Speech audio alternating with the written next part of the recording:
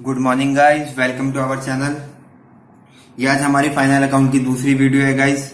पहली वीडियो में हमने इंट्रोडक्शन कर लिया था और ट्रेडिंग अकाउंट का फॉर्मेट समझ लिया था। अगर आपने वो वीडियो नहीं देखी है तो प्लीज मेरी आपसे रिक्वेस्ट है कि आप पहले जाके पार्ट 1 देखिए, उसके बाद पार्ट 2 पर आइए। तो गाइज इससे पहले हमने फॉर्मेट समझ लिया था। आज हम ट्रेडिंग अकाउंट का क्वेश्चन करेंगे, एक क्वेश्चन के द्वारा उसको समझेंगे। बहुत ही इजी अकाउंट है। तो हमारे सामने ये क्वेश्चन है, हम क्वेश्चन देखते हैं, रीड करते हैं। Ascertain gross profit from the following. Ascertain करना है हमें ग्रॉस प्रॉफिट, मतलब ग्रॉस प्रॉफिट हमें निकालना है और हमें ये सारी इंफॉर्मेशन दे रखी है। ओपनिंग स्टॉक दे रखा है 2 लाख, कैरेज ऑन सेल दे रखा है 30,000, क्लोजिंग स्टॉक दे रखा है 1,80,000, ऑफिस रेंट दे रखा है 58,000, परचेज दे रखा है 8,50,000 और सेल्स दे रखा है 14,07,000। कैरेज ऑन परचेज दे रखा है 23,000।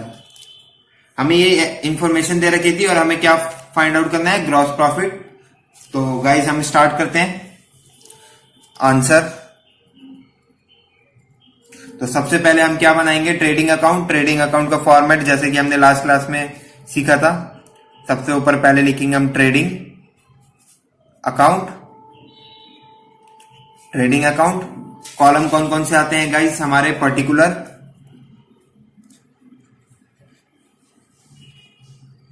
पर्टिकुलर अमाउंट, फिर दोबारा पर्टिकुलर अमाउंट, क्रेडिट, डेबिट। तो ये हमारा फॉर्मेट रेडी हो गया ट्रेडिंग अकाउंट का। इसके बाद हम पोस्टिंग करते हैं जो हमें एडिशनल इंफॉर्मेशन दे रखी है। Opening stock. ओपनिंग स्टॉक हमारा ट्रेडिंग अकाउंट के डेबिट साइड जाता है गाइस, टू ओपनिंग स्टॉक के नाम से ही।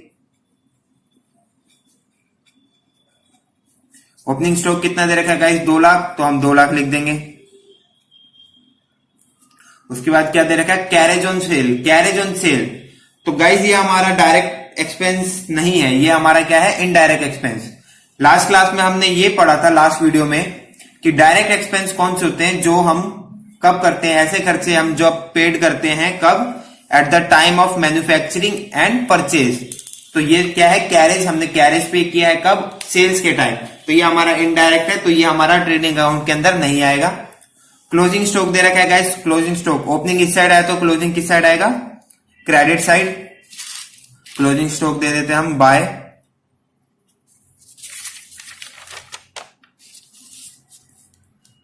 क्लोजिंग स्टॉक के नाम से। क्लोजिंग स्टॉक हमें कितना गिवन था गाइस, 1,80,000, तो हम वो लिख देंगे 1,80,000। उसके बाद हमें क्वेश्चन में और क्या गिवन है, क्लोजिंग स्टॉक के बाद ऑफिस रेंट। ऑफिस रेंट हमें कितना दे रखा है, 58,000। तो गाइस ये भी हमारा क्या है, इनडायरेक्ट टैक्स। ऑफिस रेंट क्या है हमारा, इनडायरेक्ट टैक्स, तो ये हमारा ट्रेडिंग अकाउंट के अंदर नहीं आएगा। उसके बाद हमें क्वेश्चन में क्या गिवन है, परचेज। तो परचेज हमारा किस साइड आता है, ट्रेडिंग अकाउंट के डेबिट साइड, टू परचेज के नाम से। परचेज हमें कितना गिवन है गाइस, 8,50,000, हम वो लिख देंगे 8,50,000। उसके बाद हमें और क्या गिवन है, sales.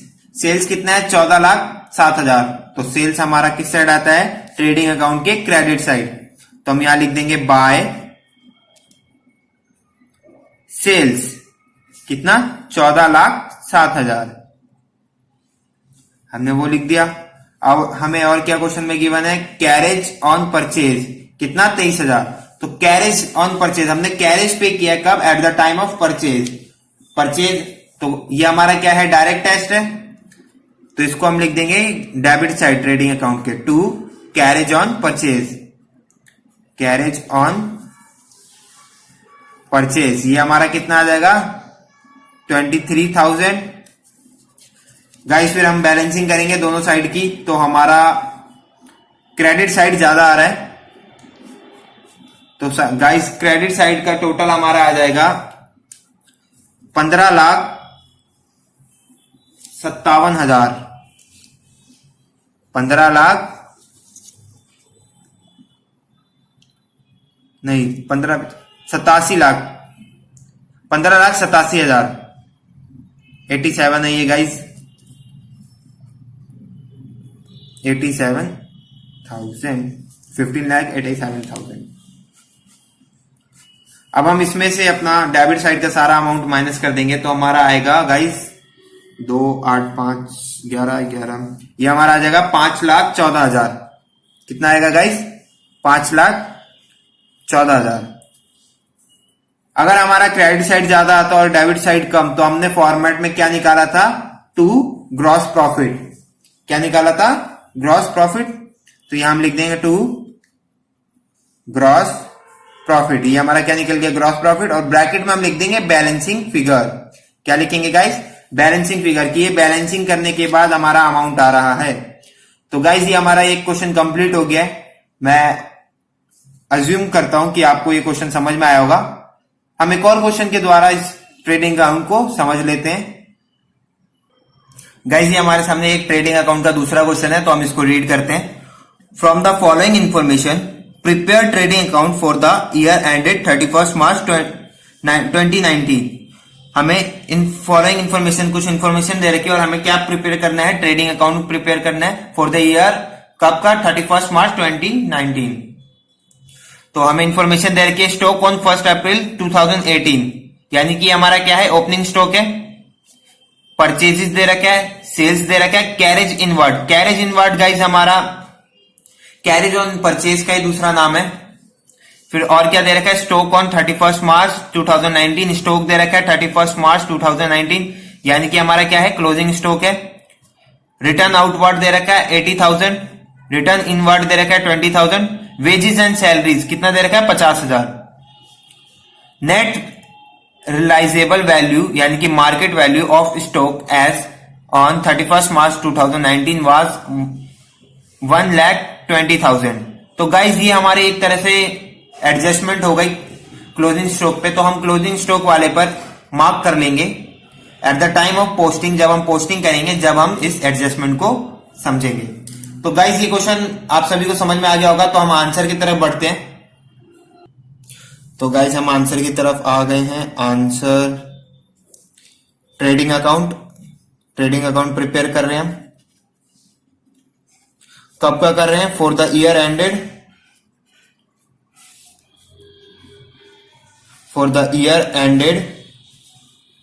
31 March 2019। Debit credit particular amount particular. Guys हमने अपना फॉर्मेट प्रिपेयर कर लिया है ट्रेडिंग अकाउंट का, तो अब हम इसके बाद पोस्टिंग करेंगे। तो हम सबसे पहले देखेंगे क्वेश्चन में हमें क्या दे रखा है? Stock on 1 April 2018। स्टॉक दे रखा है 1 अप्रैल 2018 का, तो ये हमारा क्या हो जाएगा? Opening stock. तो हम यहां पर लिखेंगे टू स्टॉक, जैसे कि हमें क्वेश्चन में गिवन है हम वैसे ही लिखेंगे। स्टॉक ऑन 1 अप्रैल 2018। कितना गिवन है गाइज? ये हमारे को 40,000, 40,000 हमने लिख दिया यहाँ पे। फिर उसके बाद हम क्वेश्चन में देखेंगे क्या गिवन है? परचेज गिवन है। परचेज कितना गिवन है? 4 लाख। तो हम लिखेंगे टू परचेज। गाइज यहां पर हम इसको मेन कॉलम में नहीं लिखेंगे, क्योंकि यहां पर आप देख सकते हो कि रिटर्न आउटवर्ड और रिटर्न इनवर्ड दोनों दे रखा है। तो अभी हम इसको इनर कॉलम में लिखते हैं। कितना? 4 लाख। इसके बाद आगे हमें क्या दे रखा है? सेल्स दे रखा है। सेल्स हमारा क्रेडिट साइड पे आता है, तो बाय सेल्स। सेल्स कितना दे रखा है गाइज? हमें 3,80,000। तो हम यहां पर सेल्स को भी इनर कॉलम में लिख देंगे 3,80,000। इसके बाद गाइज हम देखते हैं हमें क्या दे रखा है? Return outward. रिटर्न आउटवर्ड हमारा क्या होता है गाइज? परचेज रिटर्न का ही दूसरा नाम होता है। तो परचेज रिटर्न को हम परचेज में से माइनस भी कर सकते हैं और क्रेडिट साइड पोस्ट भी कर सकते हैं, यानी कि अपोजिट पोस्टिंग। तो हम यहां पर माइनस करेंगे। परचेज रिटर्न कितना? रिटर्न आउटवर्ड कितना दे रखा है? 80,000, यानी कि परचेज रिटर्न। तो हम इसमें से परचेज में से माइनस कर देंगे, लेस रिटर्न आउटवर्ड। मैं यहां पर शॉर्ट फॉर्म यूज कर रहा हूं गाइस, लेकिन आप शॉर्ट फॉर्म यूज मत करना। कितना दे रखा था? Return outward 80,000। तो हम यहां पर 4 लाख में से 80,000 माइनस कर देंगे, तो ये हमारा आ जाएगा 3,20,000। सिमिलरली ऐसे गाइस हमें और क्या दे रखा है? Return inward. रिटर्न इनवर्ड दे रखा है। रिटर्न इनवर्ड हमारा क्या होता है गाइस? Sales return. तो इसको भी हम क्या करेंगे? सेल्स में से माइनस कर देंगे, यानी कि बिका हुआ सामान वापस आ गया, तो माइनस रिटर्न इनवर्ड। बहुत सारे लोग कंफ्यूज होते हैं गाइस इनवर्ड और आउटवर्ड में, तो आप ध्यान रखिएगा। रिटर्न इनवर्ड हमें कितना दे रखा है 20,000, तो हम यहां पर 20,000 माइनस कर देंगे, ये हमारा जाएगा 3,60,000। इसके बाद हमें और आगे क्या दे रखा है wages and salary. Wages and salary हमारा क्या होता है गाइस, हमारा डायरेक्ट एक्सपेंस है। वेजेस एंड सैलरी क्या है, हमारा डायरेक्ट एक्सपेंस है। तो ये हमारा क्या आ जाएगा टू वेजेस एंड सैलरीज। कितना है हमारा वेजेस एंड सैलरी 50,000, तो हम यहां पर क्या लिख देंगे 50,000। इसके बाद हम आगे बढ़ते हैं गाइस, और आगे क्या दे रखा है कैरेज इनवर्ड। कैरेज इनवर्ड मैंने आपको बताया था, carriage inward carriage on purchase का ही दूसरा नाम है। तो ये भी हमारा किस साइड आएगा, डेबिट साइड आएगा, क्योंकि ये हमारा डायरेक्ट एक्सपेंस है। To carriage inward. Carriage inward हमें क्वेश्चन में कितना गिवन है गाइस 20,000, तो हम 20,000 लिख देंगे। हमारी ज्यादातर सारी पोस्टिंग हो गई सिर्फ क्लोजिंग स्टॉक को छोड़ के। तो क्लोजिंग स्टॉक हमारा किस साइड आता है, ट्रेडिंग अकाउंट की क्रेडिट साइड, तो हम इसको भी लिखेंगे by stock on 31 March 2019। Closing stock की वैल्यू कितनी दे रखी है गाइस 1,30,000, लेकिन यहां पर एक एडजस्टमेंट भी दे रखी है, net realisable value of market value of stock as on 31 March 2019 was 1,20,000।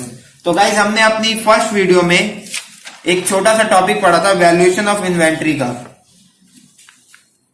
Valuation of inventory में हमने क्या पढ़ा था guys, according to accounting standard second valuation of inventory, if the closing stock and net realisable यानी कि market value and fair value both are given in the question, then lower value should be taken as closing stock. अगर हमें question में market value भी दे रखी है और फेयर वैल्यू भी दे रखी है, यानी कि दो वैल्यू दे रखी है, तो दोनों में से हम क्लोजिंग स्टॉक की वैल्यू कौन सी लेंगे, जो कम है, लोअर है। तो यहां पर हम क्वेश्चन में देखेंगे हमें इस अकाउंट के अंदर कितना दे रखा है 1,30,000 और एडजस्टमेंट में कितना दे रखा है 1,20,000। तो दोनों में से जो लोअर अमाउंट होगा वो हम लेंगे क्लोजिंग स्टॉक में। तो दोनों में से हम देखेंगे ये 1,30,000 है 1,20,000 है, तो हम यहां पर क्या लेंगे 1,20,000 क्लोजिंग स्टॉक में 1,20,000। तो गाइस अब हम इसकी बैलेंसिंग करते हैं।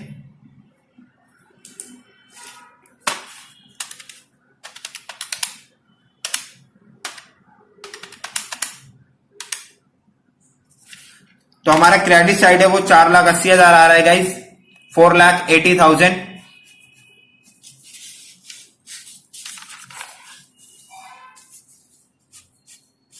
यहां पर भी हम सेम अमाउंट लिख देंगे 4,80,000 और इसमें से हम माइनस कर देंगे अपना डेबिट साइड का अमाउंट।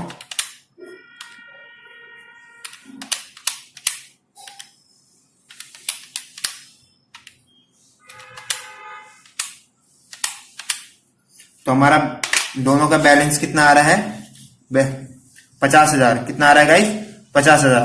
तो ये किस नाम से आ जाएगा, टू ग्रॉस प्रॉफिट। ब्रैकेट में हम लिख देंगे बैलेंसिंग फिगर।